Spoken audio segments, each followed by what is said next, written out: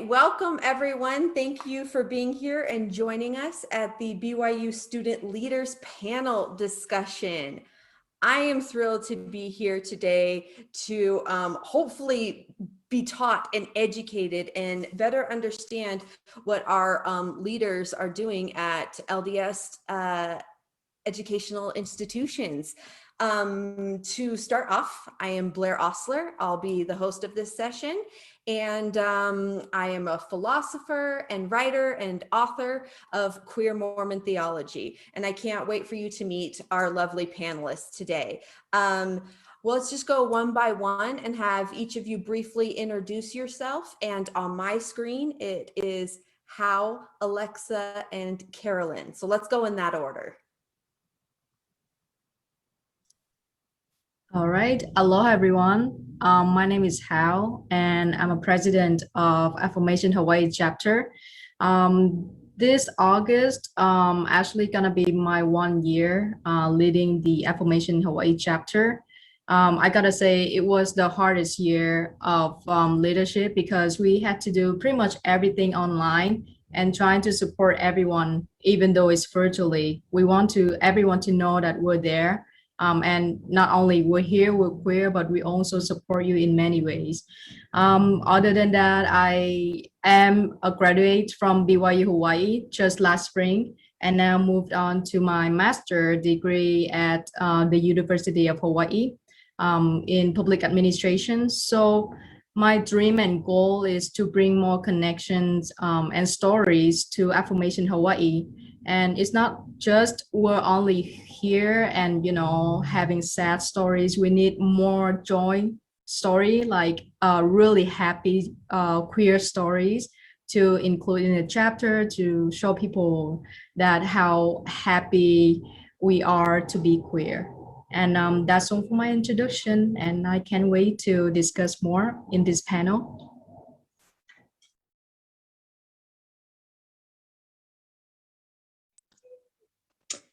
All right. Hi, my name is Alexa Arndt, and I am current kind of president of BYU Idaho, or USGA, the USGA chapter of BYU Idaho.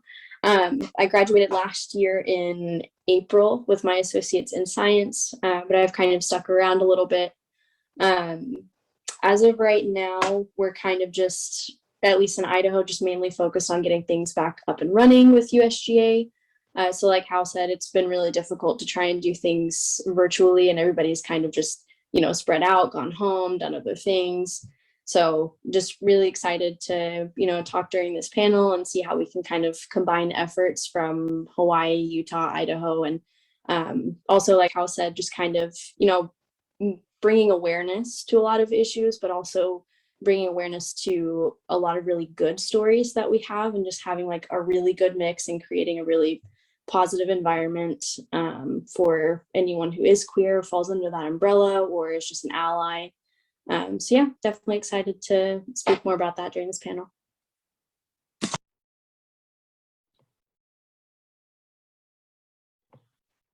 Hi, my name is Carolyn. My pronouns are she, her, hers, and I am the current president of USGA at BYU. And yeah, I can third what has been said. It was really difficult having activities and providing support during the pandemic, but it was also vitally important for our community, especially with the higher rates of mental health issues. So yeah, it was definitely a struggle, but we continued providing community, and we're starting to get back in person this fall. Personally, I am a senior at BYU right now. I'm studying psychology and hoping to go to grad school afterwards. And yeah, I'm really excited to be here and contribute to this panel discussion as well. Excellent. Thank you so much. Before we even get into some of the nitty-gritty, one of the points of confusion I had and didn't fully understand was that BYU Idaho and BYU Utah, both are USGA chapters, to whereas how in Hawaii, it's Affirmation Hawaii. How could you help explain and shed light on how Affirmation Hawaii got started? Sure, thank you for asking that question, Blaire. I also want to clarify that we just started within a year. So the story back then, I am the second president. The first president was Ron, and he actually have a really good reputation in school and influence in school, and he's also gay. So we started out, we wanted to become a second USGA, but then reaching out to organizations and nonprofit organizations around, the state, and finally Hawaii Affirmation reached back to us and say, hey, we're gonna, help you on your feet, organize the group and provide whatever support that you guys need to start up a chapter. And there was absolutely a need, and I think people didn't really pay attention of what group we are under. They just need a community where they belong. So in March 2020, that was before COVID hit. So we actually have this little, gather, and we thought, okay, so maybe just like 15-20 students would come, but it ended up to be like 40-ish something, almost 50 students, including faculties. So that is how our chapter started, and throughout the year we plan out a lot of activities, and also work with the administration of BYU Hawaii. So just to be clear that we're not like under BYU Hawaii administration, we're under Affirmation. So by doing that, the students or the people in the chapter have the freedom to be themselves and not worried about following anything. So that's how we started, and that's how we're still doing now. Do you have any questions for me, Blaire? Yeah, just a follow-up question with that. Do you find that not being particularly affiliated with the educational institution, that you do have more freedom to be able to move about as you need to, or mobilize or meet or things like that? Or is it a hindrance because you don't get as much support? What is your experience with that? I say both of it. Two things you just said, I have experienced it all. First of all, we want to be not affiliated with BYU Hawaii because it gives us the freedom to lead the chapter according what people need, not under any rules or restrictions or any, I would say, because I know that the policies of BYU Hawaii still hasn't very clear. So for us to wait around and for it to be clear, we don't have time for that. What people need support. So I don't want to, put the people under any BYU system, so that they can, have the freedom to speak their mind and let us know what they need so we can support it without any restriction. And the second thing, it is exhausting, like to be a student, to do school and to do like million things in life, and to lead and to organize and to like support each other, like without any help from the bigger people. So yes, I would say even though we are able to provide support by ourselves, but it will be nice to like have some little support from the school or like the faculties, or like, hey, we're planning to do like a training for our employees. Would you be, able to be involved or something like that? That would be nice to have a little more support. But yeah, you touched on everything that I just know about, not being related with BYU and not having support from them. So yeah. Oh, that's very helpful. Carolyn and Alexa, could you talk to me a little bit about USGA in your areas, kind of how that came about, what it is, and the purpose of what you're doing in Idaho and in Provo? Carolyn, go ahead and go. There you go. Yeah, so USGA in Provo officially started in the summer of 2010. And I believe that it was earlier, I think in 2009, when the honor code was changed so that you could actually identify as gay and not face disciplinary action. And for a while we existed as USGA, standing for understanding same gender attraction. And then just a few years back, we decided that we needed to update our name so that it was more inclusive and more representative of all of those that we serve. So we changed our name to Understanding Sexuality, Gender, and Allyship at BYU. So yeah, that's where we are now. We're just trying to provide community for BYU students.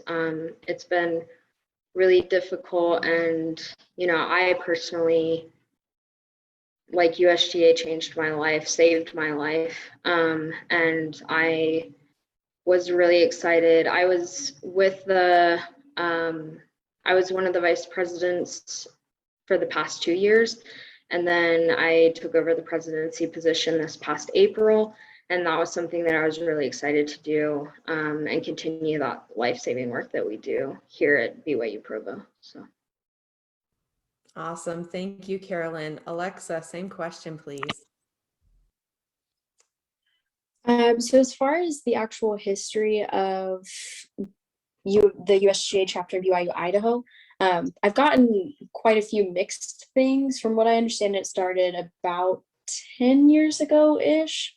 It was definitely after the one in BYU Provo, but from what I understand, the structure of it was pretty much just 1 week there would be a lesson, and the next week we would have like an activity, like game night kind of thing.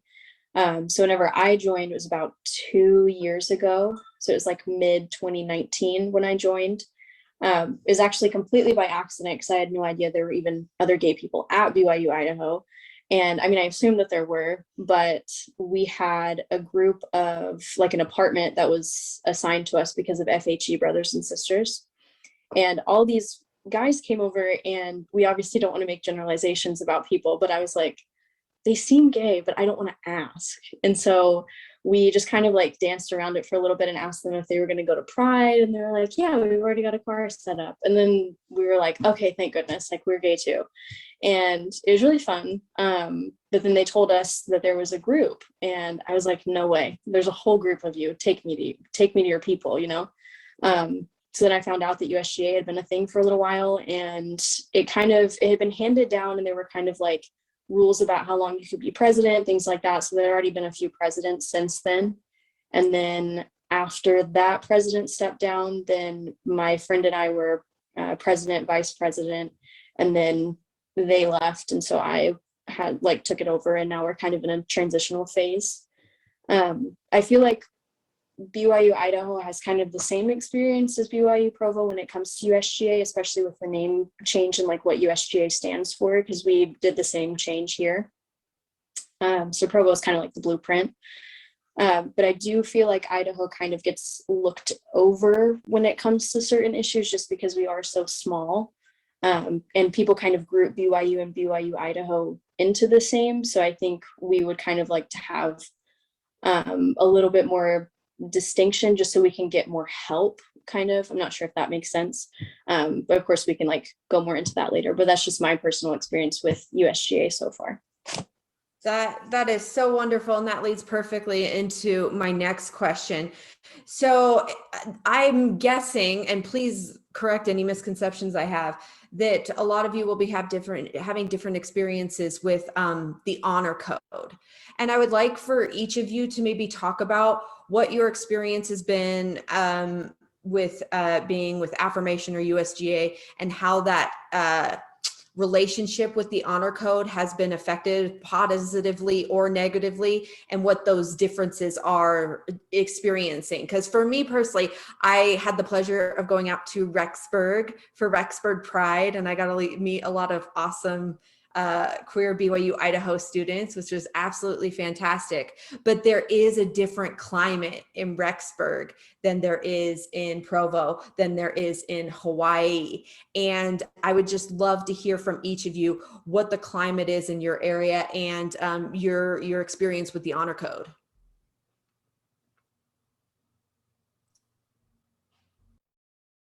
Sure, I'll go first. With BYU Hawaii, the number one mistake that they made for many years is they carry like a brick of Utah, or and then they put it in Hawaii, where we have a rich cultures, and one of the culture we have is Kapea Mahu. Those individuals identify themselves as Mahu. They're actually queer, and they don't fall in any gender binaries. So with the history of culture like that, and with BYU culture, it seemed like they don't align that well. So before going to BYU Hawaii, I thought they would be, more culture sensitive. But what I have been experienced is they just, carry like the one part of, Utah, and then put it on the island. So that was my experience. And the experience with honor code is a whole different story. We can write 20 pages about that, and a lot of sad stories happened, unfortunately, at regarding honor code here at BYU as well. And it related to what I just said, that they carry just one part of Utah and put it on the island, which means the environment, the climate back then was exactly like, in Utah, very close-minded, and the people that we talked with at honor code office, they just didn't want to deal with us. And then we come back with, okay, we're, a nonprofit organization, and we truly, like, genuinely just want to help your students. And what they say to us is, we don't do that here.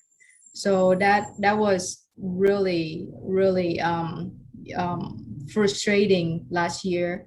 And then we have one amazing change. So we have the new president of the school, and he seemed more understanding and listening to our students, which, create a huge change in the history. 65 years. There's actually like one person from administration, a leader, that actually, sit down and listen to us, just listen. And that is the biggest thing that I have experienced during my time at BYU Hawaii. So yeah. That's super helpful. Thank you, Hal.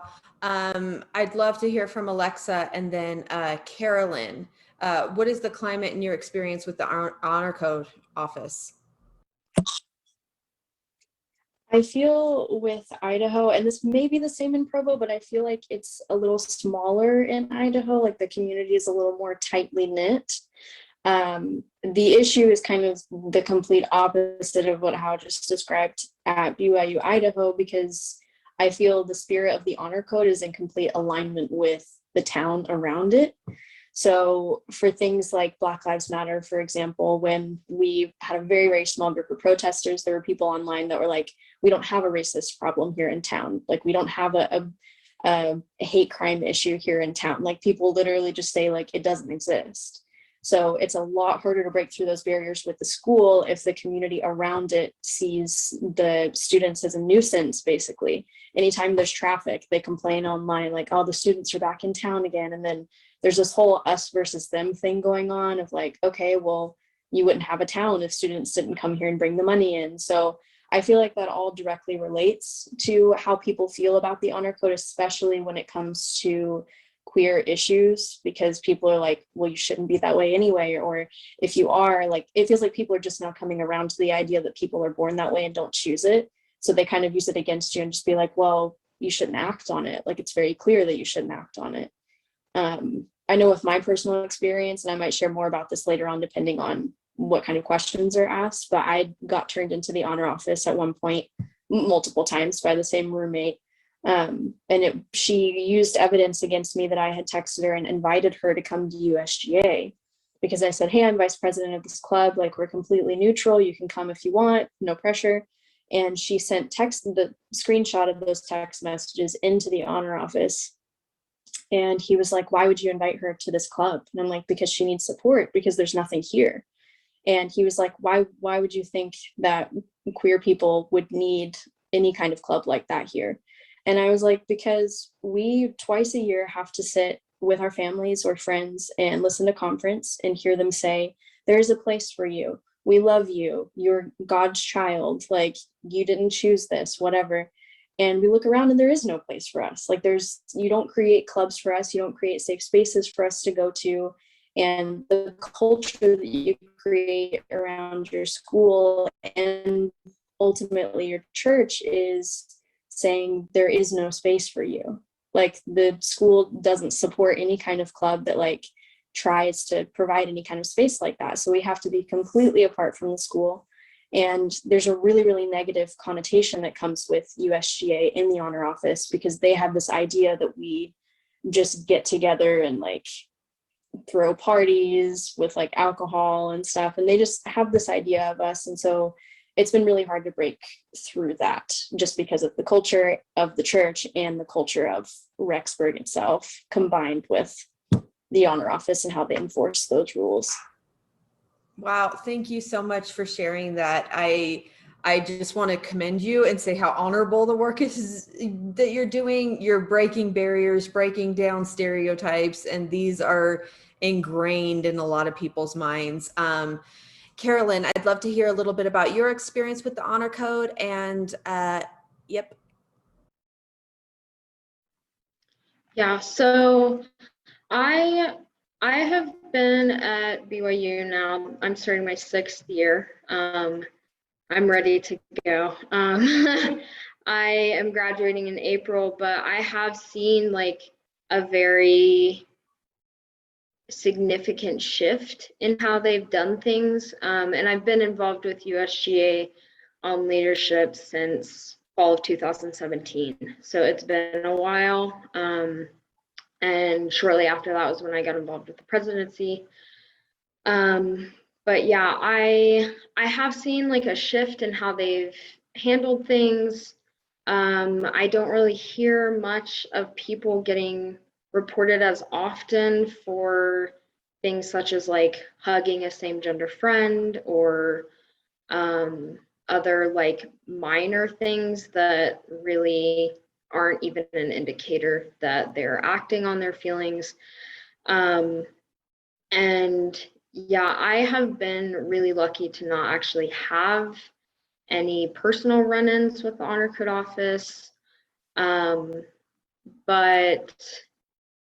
the experience of being at BYU while the Honor Code debacle, as we call it here, was going on last March, was really interesting, and it was really great to see how the community came together and like being involved with USGA for so long, like I was like, you know, like I probably know like most of the people here who are gay and then or like queer in some way.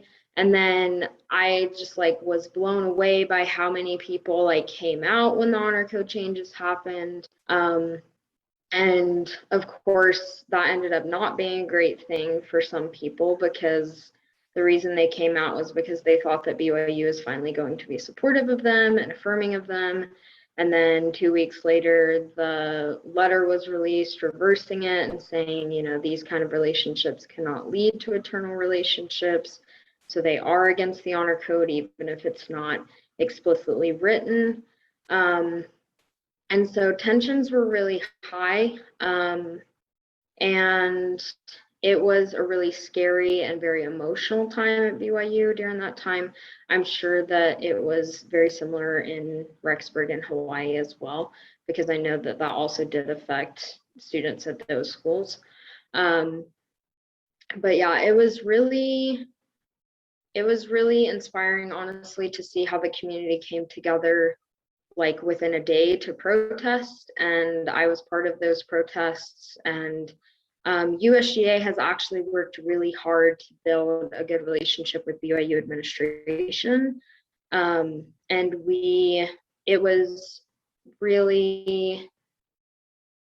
it made me extremely emotional to see how quickly we had administrators reach out to the queer students that they knew to say, hey, like, do you guys need a signature to be able to protest? And so that was honestly really great. And seeing that and knowing that, you know, there was support for us still within the university, that was something that I think was really important.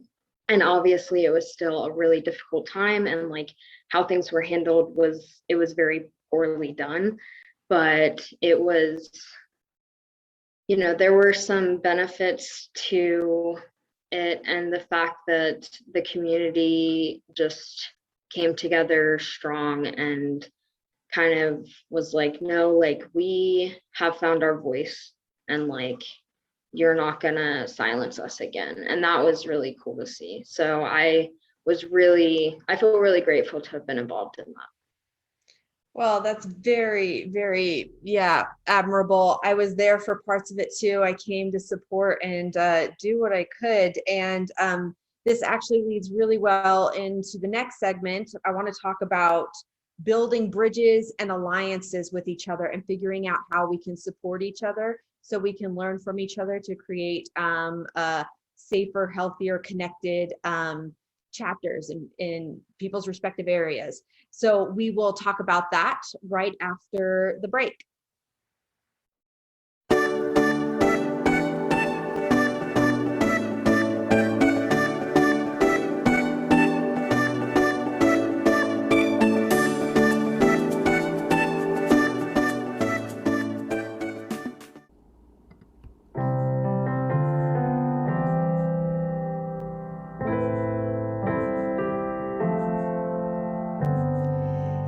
You can lose your car keys for the 100th time, lose your privileges, lose your peace of mind.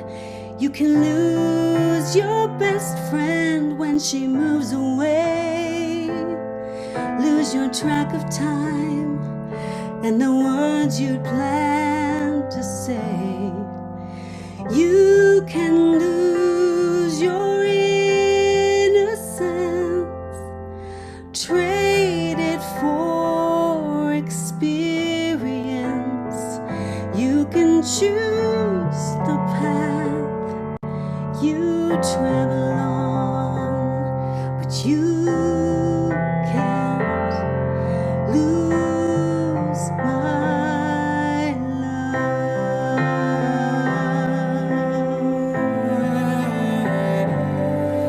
You can lose a boyfriend, you can lose a job, and somewhere along your journey you might lose your faith in God. You can lose your innocence, trade it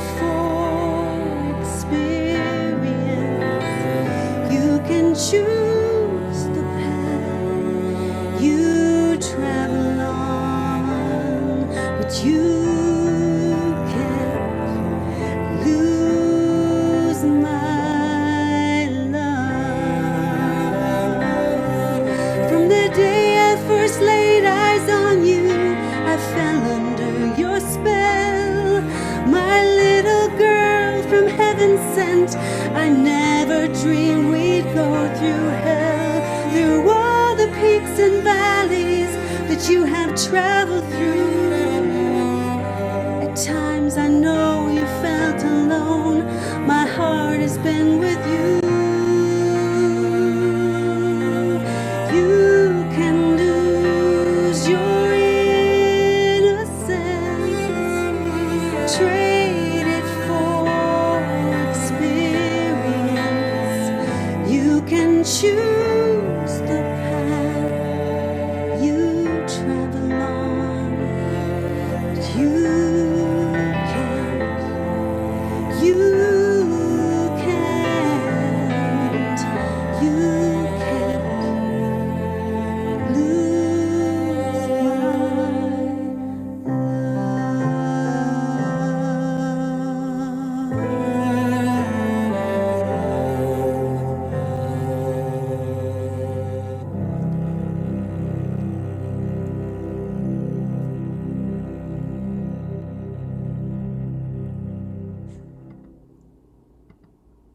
This next question I want to focus on is finding ways that we can build alliances with one another, build alliances with faculty, build alliances that are mutually beneficial for queer people. How or in what ways have you seen with USGA or Affirmation Hawaii a positive way in which you've built alliances with faculty? Anyone's welcome to answer if they have an example. I can speak to that a little bit to start with. So USGA at BYU, we do classroom panels, and that's something that has really helped us to build relationships with faculty and with our peers at BYU. So basically, we have our presidency and our secretaries in charge of the panels, and we just have any professors who are willing to let us come into their class and use either a segment of their class or a full class period to just come in and answer questions about what it's like to be queer at BYU. We get a lot of repeated questions, but it's like one of my very favorite parts of being involved with USGA is being able to do the classroom panels, because I think that we've reached people who otherwise wouldn't be reached. And I think it very much humanizes the issue that a lot of people have never had experience with. And so that's the biggest thing that I've seen has made some change. And, we have professors who invite us every single semester, and there are professors that I've done like 6 or 7 panels with because they teach every semester, and they continue to invite us back and like make that time for us within their curriculum, which, we're extremely grateful for, so that we can help to educate BYU students about what it is like and the misconceptions that they might have that are actually untrue, and the reasons why they should see us as people who simply want love and affirmation, Alexa or Hal, I would love to hear your thoughts on that, on building alliances with faculty. So I'll go next. Just a couple of things that we have done in the past, and one thing that we're wanting to do in the future. So one is we have had faculty come and teach some of our lessons that we've had every other week. I know one that really sticks out is we had a suicide prevention class done by one of the psychology professors, I believe. So just having them kind of implement what they're already teaching and seeing how it directly affects a minority that is very, very present at that school has been really helpful in kind of getting the word out, you know, and then they'll speak to other professors and be like, you need to put things in your syllabus, like what are your pronouns, what is your preferred name, that kind of thing. So we've even seen in Idaho like that change, and that's been huge. And another thing that I've seen is, I think it was about maybe just about a year ago, we had some social work majors that were coming to USGA, and they were doing like a project for their class or something. But that was really helpful for us to kind of just meet more allies. And then slowly, like some of them would come out to us or would bring their friends or roommates that they knew were queer and didn't know like where to go or about USGA. So since we can't advertise on campus, it's really hard to get the word out. So that was really crucial. And it's just a really great opportunity to be like, hey, if you're in social work major, or you're doing something else like that, where you're going to come in contact with people who are part of this community, you can come to our lessons, message us privately, we'll give you the details, and you can come and learn more about it. An activity that we had was a Q&A with just like me, the president, and then a few other people, and just people in the audience just asked us questions. So it's kind of like the panel as well, which we did have at Rexburg too. In some professors' classes, they would have them and invite queer students, but we just kind of did our own like mini Q&A at our USGA event. The future thing that I'm really excited about is I've kind of been really about organizing USGA and just having like specific positions that people will fill. And one of them is like an advocate position, because we have a student right now who works really, really closely with people in the honor office and has formed like personal relationships with them and has helped them, and as well as people in the inclusion office too, to really understand where we're coming from and be a little more, I guess, lenient when it comes to that, or I guess understanding is more accurate. But just creating a position like that and then having someone like shadow them so that it's a continuous thing in USGA. We always have someone who's connected to the school in some way, so that the honor office and USGA, like USGA doesn't have to be the antithesis to the honor office, and you don't have to be scared of it. Just kind of making both of them more approachable for both parties. Wow, that's incredible. Thank you for that. How? Yes, so like I say, we have a new administration at BYU Hawaii, and they've done an amazing job at listening to students. So the president gave me the option to reach out to the vice president anytime if, you know, queer student needs help, or we think that there's activities that would be helpful, or, you know, would bring support to queer students in school. So we have that option to reach out to the administration. And other than that, we also have the amazing peace building department from BYU Hawaii. I was in the program. That was my second bachelor in it. And we received tremendous love and support from the peace building teachers and the students. And every semester we would have students come into Affirmation Hawaii, say, hey, I need help on this project, and is related to gender or related to LGBTQ plus advocacy. So do you think you can help me? I'm like, sure, then I'll create a project for them to work on it. And by those little projects like that in the classroom that help their peers understand more about LGBTQ advocacy and other related topics. And one more thing that helps is that we have the freedom to, you know, create workshop. And lately, I would say 2 months ago, we generated a workshop that cost $700, but is all free for BYU Hawaii students. So the workshop is about suicide prevention with queer inclusion, right? Because the counseling office, they're amazing, but what they're missing is,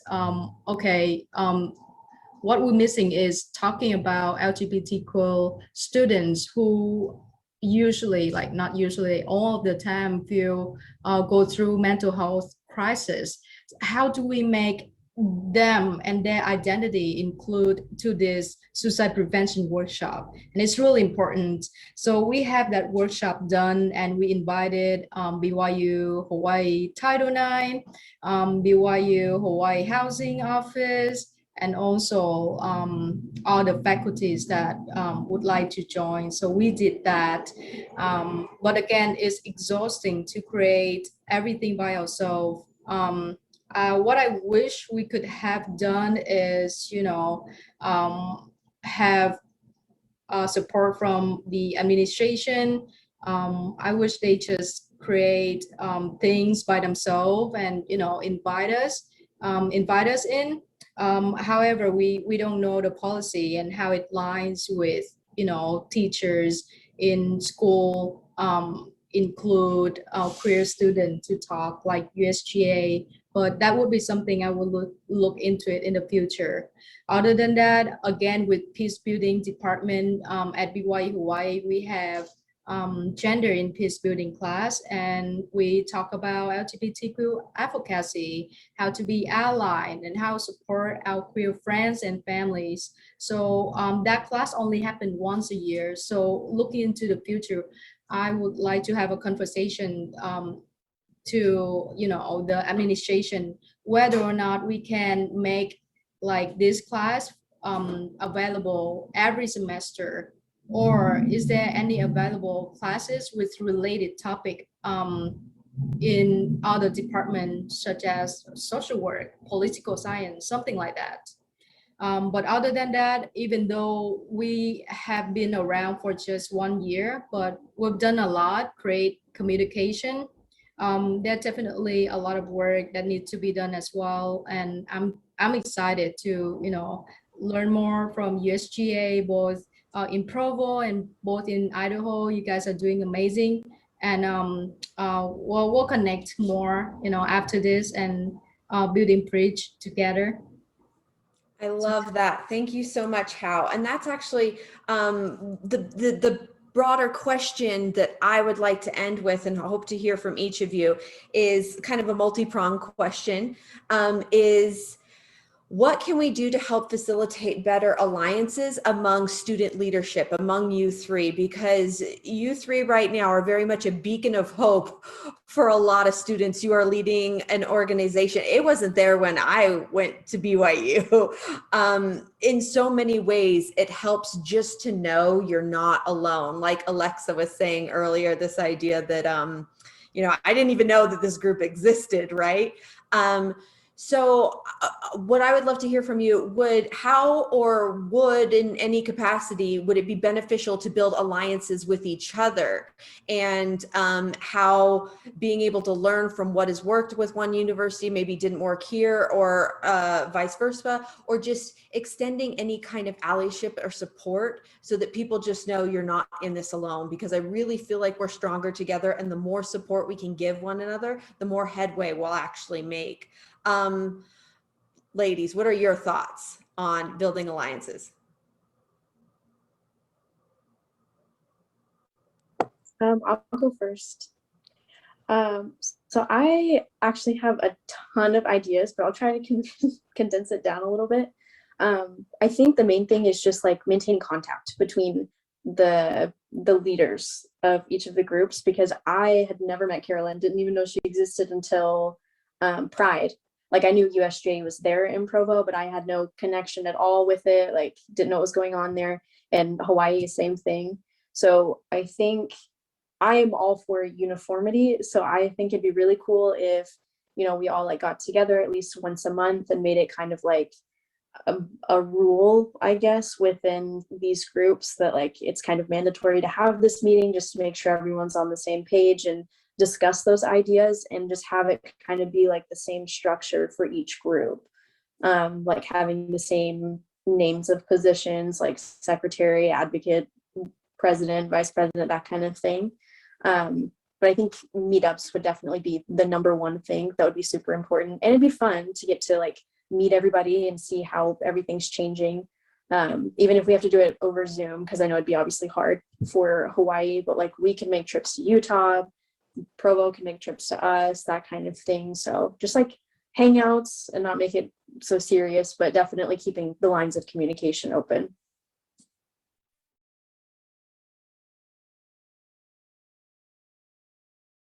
Yeah, I think it would be a great idea to keep in touch later on. What in my personal experience, I have collaborated with other affirmation chapters such as Los Angeles and Oregon. And every time we have activities, we would invite them, And one thing I like about working in, virtually is that we can have own people from different states be together in an activity. So in the future, I would love to collaborate with USGA from Provo and Idaho. If we have any activities, even though it's just like, fun one, like Halloween activities, for example, or something like that, just to connect people together, and also have, a playground for them to make friends. I think it's really important. And other than that, we also, want to learn more what you guys doing there with the administration from BYU, to see that if we can also do the same, or, vice versa. So, yeah. Yeah, so this is actually something that we've discussed as a USJ presidency here at BYU. And I do love the idea of keeping in contact and like making sure that like we're networking and sharing resources that we found and stuff.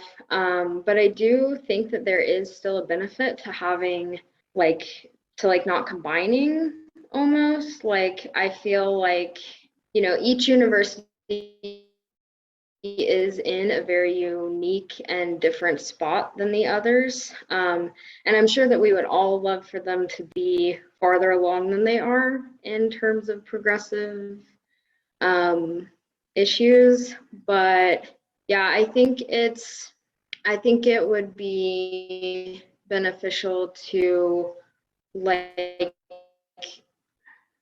function like independently but maintain contact and say this is something that we've tried recently and it ended up being really good, or it was kind of a flop.